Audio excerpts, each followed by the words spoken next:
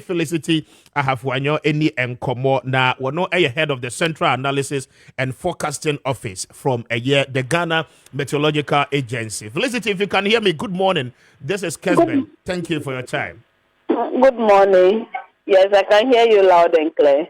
Very well. I'm grateful for your time this morning. But first off, there is a public notice you have indicated to the entire country, indicating to us again that we are going to experience some level of weather changes, especially going into the month of March. Bring us up to speed with this latest development. Thank you so much, and good morning to our dear listeners and viewers if you're on the social media platform. Nadi, we know. Krata na babonte. Yehwe ma yehu se ewiamu no be temperatures no be koso kakra amaye. And then nemu be shi kakra wo ewia time. Any anajo time no so no nemu so be warm amaye enti ye bia babonte se obi aneti na obi anfadi nejuma. Ye na wo Greater Accra Central Western region, Eastern region, Ashanti region, Honomono. Yet, no say the thermometer not too sure. A 33 Kodu 37 degrees Celsius. Yet, no more now OT region, the animal bono if a half full. Any savannah, Borga, northern region, Honomono. Yet, no your measure. About 336 Kodu 42. Now upper east, upper west, east, no more than a bedroom 42. But who tamale in the Muhono Susua would the bedroom 40, but at times a bedroom Yakosura Kodusa 40 degrees Celsius. We are between 11 and 3 p.m. Honomono, we are another Shikakra, Amaya. Very well. But what is really accounting for this weather changes in terms of condition? Because prematurely, we far expected as far back as December and then even the month of January to experience some level of harmattan. But unfortunately, we did not see it the way we expected. This time around, it's coming within February and March. What has really been the problem? Okay, we have the Hamatan season. Every year, mostly it starts in November and ends in the second month of the new year. Okay. So 2023, the Hamatan started way back in November over the north. But then those of us over the south, ours delayed a little bit. But then as we about exiting the December during the Christmas time, we have the winds coming down. So we have the first best, second best, and then we are still anticipating the third best for the season.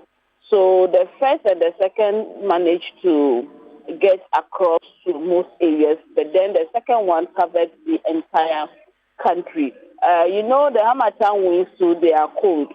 So mostly you have the temperatures a bit cool and cold, respectively over the north and then the southern sector. So because of that, we don't normally feel the heat. And then also we have the dust particles in suspension. So once the dust the concentration is high, definitely the sun rays will be scattered and then some will be absorbed and then we may not get it very, very scorching.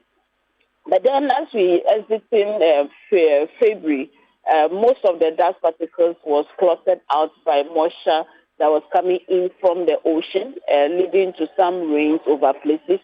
And then also we have the seasonal migration of the sun. By 20th of March, we expect it to get closer to us. It will be on the equator by 21st into the it will also done its northward movement. That means it will be more moving towards the North Pole. So as it's getting closer, so is the sun rays also getting closer to us. And then since we don't have enough dust particles, we don't have enough clouds in the atmosphere, especially before sunrise, definitely temperatures will be on the higher side. All the shortwave radiation that is coming, most of them will hit the ground and then we will be feeling the heat. So these are some of the things that is causing the increase in the temperatures. And some too are man-made.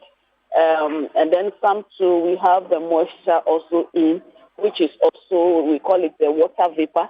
And you know, water, for vapor to come, you need to heat it. So as the sun is hitting the ocean, the water vapor is evaporating and it's also warm.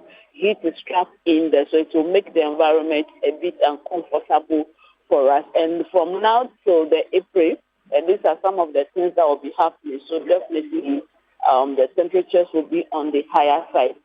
For our part, as a human activity that Yes, leads to the global Felicity, warming. if you can hear me, you move on to the human activities aspect of the whole thing. But the question is that for the things you have enumerated this morning, are they really part of the reasons why we experience so much heat in the system? I mean, in the last 2 to 3 weeks, Ghanaians will tell you the heat has become so unbearable. Yes, the things that I've listed are all the reasons why we are having the increase in the temperatures over the West African sub-region. Okay. I see. So, what needs to be done to be able to forestall this particular situation?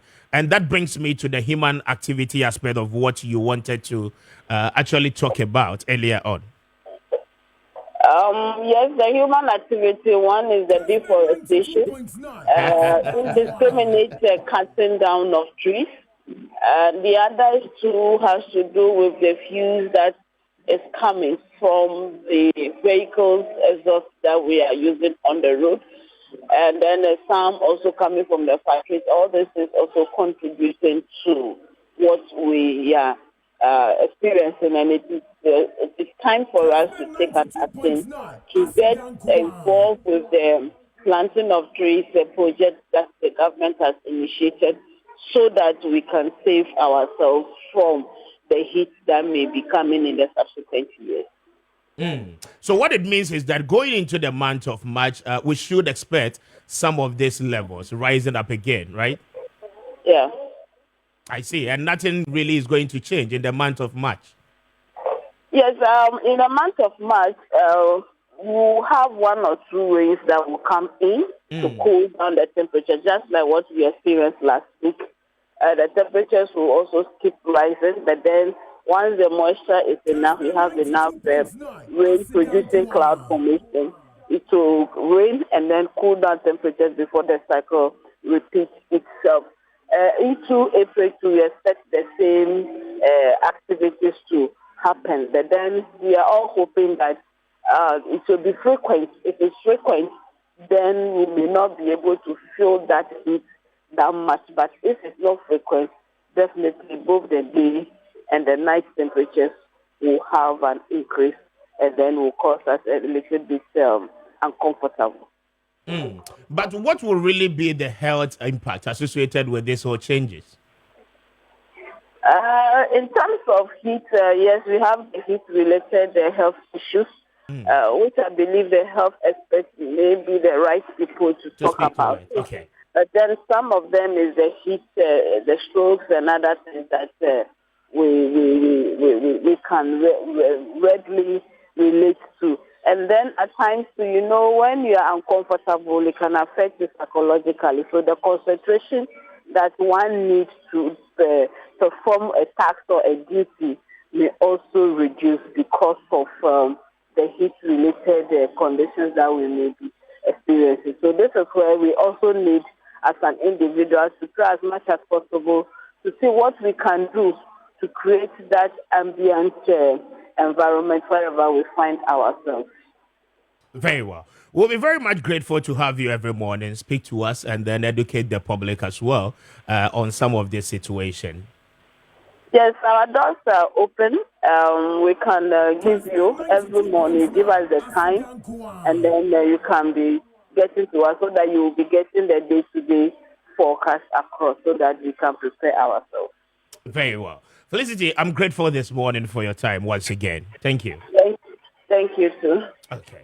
And to Felicity Ahafianyo, head of Central Analysis and Forecasting Unit at the Meteorological Agency of Ghana, and speaking to us. And